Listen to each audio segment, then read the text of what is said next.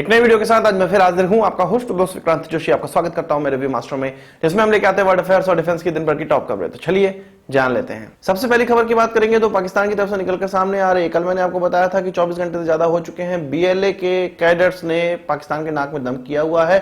2 camp उनके निस्तेनाबूद कर दिए गए हैं और बड़े कैंप पाकिस्तानी आर्मी के निस्तेनाबूद कर दिए गए हैं फ्रंटियर कोर के, जिसमें से एक में ऑपरेशन खत्म हो गया था। 9 बीएलए के कैडर मारे गए थे और 100 से भी ज्यादा पाकिस्तानी जो आर्मी के फोर्सेस के लोग हैं वो मारे गए थे।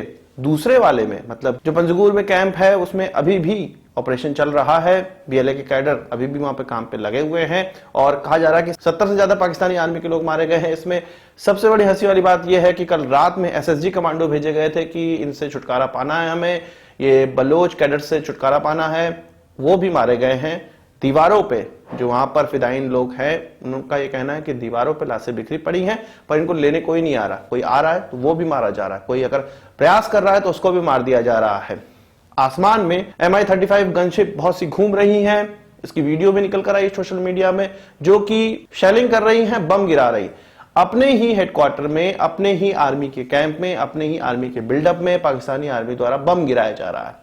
इस बम गिराए जाने में कहा जा रहा है कि सिविलियन की भी मृत्यु हुई है, कुछ 20 से 25 सिविलियन की मृत्यु बताई जा रही है। ये सारी चीजें मीडिया में निकलकर सामने नहीं आई, सोशल मीडिया में ही ये चीजें निकलकर सामने आ रही हैं और कुछ अच्छे हैंडलर के द्वारा ही ये बताया जा रहा है। पाकिस्तानी आर्मी द्वारा जिस क्षेत्र में, इस पंजगुर क्षेत्र में जहां पर बीएलए के कैडर अभी भी एक्टिव हैं, वहां पर यह कहा गया है कि जितने भी सिविलियंस हैं वो अपने घर छोड़कर चले जाएं, उनको बाहर निकाल दिया गया है, क्योंकि यहां पर अब इंटेंस शेलिंग होने वाली है। यह माना जा रहा है कि पाकिस्तानी आर्मी के द्वारा एयर स्ट्राइक की जाएगी। अभी तक बम का इस्तेमाल तो वो कर ही रहे थे, अब फाइटर प्लेन्स भेजे जाने की संभावना है यहां पर। और बीएलए के फिदाइन ने जो बातचीत की थी अपने हैंडलर से, उसमें ये कहा था कि इंतजार तो फाइटर प्लेन्स का है, ये MI-35 गनशिप से कुछ होने वाला नहीं है। और उन्होंने ये भी कहा था कि उनको उड़ाने की क्षमता भी उनके पास है, गोले बारूद उनके पास हैं, इंतजार वो फाइटर प्लेन्स का ही कर रहे हैं, जो कि पाकिस्तान अब करने वाला है। वहीं इसी पंजगुर से एक और अपडेट ये निकली हुई है कि बलोच लिबरेशन आर्मी के कैडर्स ने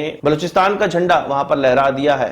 वीडियो में आगे बढ़ने से पहले मैं आपको क्रिप्टो इन्वेस्टमेंट और CoinDCX के बारे में ज्यादा जानकारी देना चाहता हूं। CoinDCX आपको एक क्लैरिफाई करता है कि क्रिप्टो करेंसी कोई भी one time money making plan नहीं है।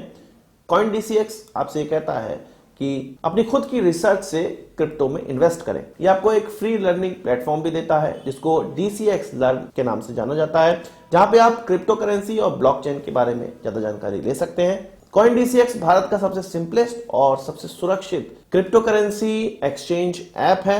CoinDCX क्रिप्टो ट्रेडिंग और इस पर ऑनबोर्ड होना अपने नए और पुराने कस्टमर दोनों के लिए ही आसान बनाता है। तो इंतजार किस बात का, डिस्क्रिप्शन में दिए गए लिंक से ये ऐप डाउनलोड करिए, KYC करिए, साइन अप करिए, अकाउंट से लिंक करिए और आप आगे बढ़ने को फिर तैयार हैं। आप अपनी क्रिप्टो की जर्नी 100 रुपए डिपॉजिट करके स्टार्ट कर सकते हैं और 10 रुपए जैसी छोटी राशि से भी क्रिप्टो की खरीद शुरू कर सकते हैं। CoinDCX आपको रेगुलर प्राइस अलर्ट भेजता रहता है जिससे कि आप अपने इन्वेस्टमेंट के प्रति अपडेटेड रहते हैं। CoinDCX अपने 7M मॉडल के साथ इंप्रूव इन्वेस्टर प्रोटेक्शन देता है, फेयर और ट्रांसपेरेंट मार्केट देता है और क्रिप्टो करेंसी से रिलेटेड जो रिस्क होते हैं उसको भी रिड्यूस करता है। इस ऐप में मल्टीपल सिक्योरिटी फीचर्स हैं जैसे कि 2 फैक्टर ऑथेंटिकेशन या विड्रॉल पासवर्ड। आप अपने फंड को 24/7 कभी भी जमा कर सकते हैं, विड्रॉल कर सकते हैं। CoinDCX अपने यूजर्स को क्रिप्टो करेंसी में इन्वेस्ट करने के लिए रुपए का इस्तेमाल करने की भी सुविधा देता है। CoinDCX एक ISO सर्टिफाइड ऐप है जो कि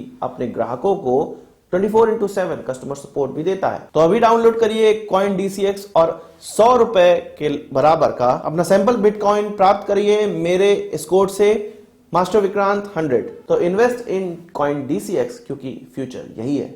यही नहीं, 2 बड़े अटैक और बीएलए के द्वारा किए गए हैं। नेवल बेस पे अटैक कर दिया गया है, ये चीज हमारे इंडियन जर्नलिस्ट ने भी बताई है और पाकिस्तानी अखबारों के द्वारा भी ये कहा जा रहा है कि नेवल बेस के गेट पे 3 बीएलए के कैडेट्स को मारा गया है। अब इनके द्वारा पाकिस्तान को कितनी हानि पहुंचाई गई है ये चीज कोई मीडिया में नहीं बता रहा है, ये चीज सोशल मीडिया में निकलकर सामने आ रही है। कहा जा रहा है कि एक फ्रिगेट को नुकसान पहुंचाया गया क्योंकि बम धमाके और गोलीबारी की गई थी। हालांकि हो सकता है कि फ्रिगेट को नुकसान पहुंचाया गया हो सकता है, पर मेरा मानना है कि बहुत बड़ा नुकसान नहीं पहुंचाया गया होगा। थोड़ा मोड़ा कोई नुकसान पहुंचा होगा तो पहुंचा होगा, नहीं तो फ्रिगेट को निशाना बनाना बहुत ज्यादा मुश्किल होता है जब तक आप नेवल बेस के अंदर पूरी तरह से न घुस जाए। ये जो नेवल बेस है वो तुर्बत नेवल बेस है, पाकिस्तान का नेवल बेस है और ये कीच के नजदीक में है। इसके अलावा बलूचिस्तान में ही एक बोलन इलाका पड़ता है, वहां पर भी एक आईईडी ब्लास्ट हुआ है जिसमें कि 4 पाकिस्तानी सोल्जर्स मारे गए हैं। ये छोटा अटैक ही माना जा सकता है क्योंकि किसी आर्मी बेस में नहीं हुआ है, पर नॉर्मल लोगों के लिए ये एक बड़ा अटैक ही माना जा सकता है जिसमें कि 4 जवान के मारे जाएं तो ये बड़ा अटैक ही कहा जाएगा। ये सब होने के बावजूद इमरान खान कहाँ है? इमरान खान चीन में है। चीन में क्या कर रहे हैं? मुलाकात करने गए शी जिनपिंग से। हमको ऐसा लगता है पर ऐसा है नहीं। वो मुलाकात कर रहे हैं चीन की प्राइवेट कंपनी से। किस तरह मुलाकात कर रहे हैं? वो चीन तक गए हैं पर आमने सामने मुलाकात हो नहीं पा रही है उनकी। वीडियो कॉन्फ्रेंसिंग के साथ मुलाकात उनकी हो रही है। शी जिनपिंग से मिले हैं नहीं मिले हैं इसकी भी कोई क्लैरिटी नहीं क्योंकि पीएमओ के द्वारा बताया नहीं गया है। और ये जो वीडियो कॉन्फ्रेंसिंग के साथ मुलाकात हो रही है ये मैं नहीं कह रहा हूं, पीएमओ पाकिस्तान के पीएमओ के द्वारा ही ये चीज निकलकर सामने आई है, अपने ट्विटर हैंडल पे बताया गया। वहीं इसी समय रशिया के प्रेसिडेंट भी चीन पहुंचे हुए हैं। उनके साथ किस प्रकार की मुलाकात हुई है? इस प्रकार की मुलाकात हुई है। बड़ी बड़ी वीडियो निकलकर सामने आई है, वीडियो बनाई गई है। यही तो अंतर होता है। यदि कोई गुलाम आपसे मिलने आया है तो उसको किस प्रकार से ट्रीट किया जाता है, यदि कोई दोस्त या समकक्ष मिलने आया है तो उससे किस प्रकार का व्यवहार होता है, वो सामने है आपके। इमरान खान को छुड़वैया नेता, छुड़वैया लोग, छुड़वैया कंपनी के अधिकारी वो लोग डील कर रहे हैं। वहीं पुतिन को उनके राष्ट्रपति डील कर रहे हैं, शी जिनपिंग डील कर रहे हैं। स्टेडियम में कुछ इस प्रकार से इमरान खान बैठे हैं, गेम का लुत्फ उठा रहे हैं। उनके देश में क्या हो रहा है कोई चिंता नहीं है। पहले वैसे भी इमरान खान देश थोड़ी ना चलाते, जो चलाने वाला है वो देश में मौजूद है। वहीं इनके शेख रशीद का ये कहना है कि भारत अभी भी अफगानिस्तान में एक्टिव है। उनका कहना है कि अशरफ गनी के कुछ चेले चपाटी जैसे कि भारत वो अभी भी एक्टिव है और पाकिस्तान में वो कुछ अच्छा होने नहीं दे सकते हैं, पाकिस्तान को हमेशा प्रॉब्लम में डाले रहते हैं। ये वीडियो है, आप सुन सकते हैं। 11 जनवरी के बाद शुरू हुई है लेकिन इंशाअल्लाह ताला हमारे अदारे और पाक फौज इसे सख्ती से पूछ लेंगे और हालात को।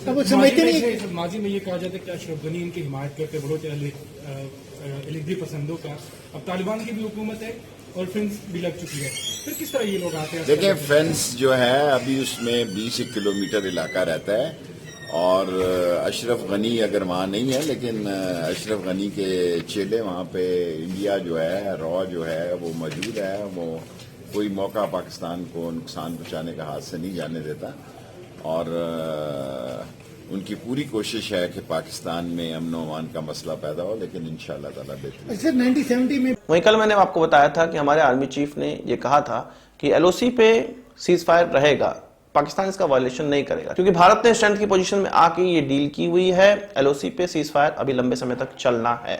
इस पर पाकिस्तान की आईएसपीआर का ट्वीट निकलकर सामने आया है। उनका ये कहना है कि ये सब म्यूचुअल अंडरस्टैंडिंग से हुआ है और कश्मीरी लोगों की जान की रक्षा करने के लिए हुआ है, वहां अमन बना रहे इस कारण से हुआ है, वहां लोकल लोगों को प्रॉब्लम ना हो इस कारण से हुआ है।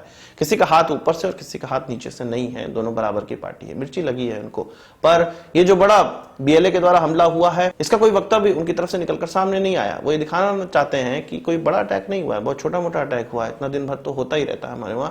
इसलिए ये उनके बहुत मतलब की बात नहीं है। ये मतलब की बात तो तब होगी जब वो ये बताएंगे कि 250 आर्मी के लोग उनके मारे गए हैं और ये कभी वो बताएंगे नहीं, छुपाने में माहिर है शी जिनपिंग की तरह। वही बात कर लेते हैं रशिया की। रशिया का एक airborne early warning control system बनाया जा रहा है जो कि 2006-07 से ही स्टार्ट हुआ था बनना। 2020 तक इसको इंडक्ट हो जाना था, अभी तक इंडक्ट नहीं हो पाया था। 2024 में चाह रहा था रशिया इसको इंडक्ट करना, पर लगता है कि उस समय भी इंडक्ट नहीं हो पाएगा। इस airborne early warning control system का नाम है A100 प्रीमियर, जो कि A50 मेन स्टे को रिप्लेस करने के लिए आ रहा है, बनाया जा रहा है। प्रॉब्लम क्या है? प्रॉब्लम यह है कि 2014 के बाद ही जब रशिया ने क्रीमिया पे अधिकार किया तब से ही वेस्टर्न कंट्रीज के इलेक्ट्रॉनिक्स जो कि एयरक्राफ्ट या रडार्स में लग सकते हैं वो रशिया को नहीं दे रहे हैं। उन पर सैंक्शंस, एक तरह का सैंक्शंस लगाया गया है और अभी काटसा सैंक्शंस तो है ही, तो अलग अलग प्रकार के सैंक्शंस, यूएस का सैंक्शन, वेस्टर्न कंट्रीज का सैंक्शन, इन सब के एक्टिव होने के कारण उसके इलेक्ट्रॉनिक्स उनको प्राप्त नहीं हो पा रहे हैं, जिससे कि वो इस एयरक्राफ्ट को बना नहीं पा रहे हैं तो इंडक्ट नहीं कर पाएंगे। अभी उनके पुराने एयरक्राफ्ट से उनको काम चलाना पड़ेगा